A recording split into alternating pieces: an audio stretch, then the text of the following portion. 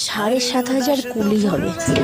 দেখো ওনারা মেশিন, ওনাদের মিষ্টি কাটার যে মেশিনগুলো, তার মধ্যে কুলির লেচিগুলো সুন্দর করে বেশ করে দিচ্ছে মেশিনে। আর ভিতরে যে পুরটা হবে, সেই পুরটা ওরা লেচি করে সুন্দর করে লম্বা লম্বা করে দিয়েছে মেশিনে। এবার আমাদের তো করতে একটু কষ্ট হচ্ছে না, এই মিষ্টির দোকানে অর্ডার এসছে। এখন আমরা যে এখন বলছে তোমাদের করে দিতে হবে, আমার অর্ডার আসছে, এটা দিতেই হবে যেহেতু। প্রথমে ভাবলাম পারবো না করতে, যে বাড়ি একরকম ডিজাইন করি, এখানে একরকম ডিজাইন হবে কিনা জানি না, কিন্তু চেষ্টা করলাম সবাই মিলে। প্রথমে কেউ পাচ্ছিল না, ওর দিকে তাকায়, ওর দিকে যে মিষ্টি বানায় সে আমাদেরকে শিখিয়ে দেবে যে এইভাবে মুখটা দাও, দেখবা এই একবারে চলে আসবে।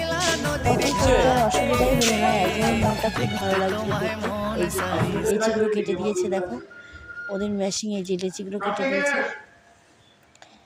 মেশিনে করতে ভালোই লাগছিল তখন হাতে। এবার যখন হাতটা রানিং এসে গেল, খুব সুন্দর মনে হচ্ছিল আরেকটু করি আরেকটু করি।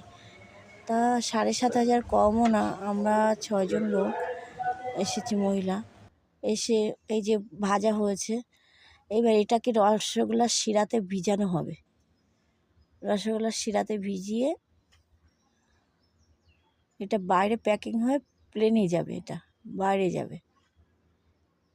ওরা মিষ্টি বানাচ্ছে, ওরা ওই পাশে আমাদের সাইডেই বসে মিষ্টি বানাচ্ছে। যেহেতু আমরা যে কুড়িগুলো সাজিয়ে সাজিয়ে রেখেছি, তেলে ভাজা হবে।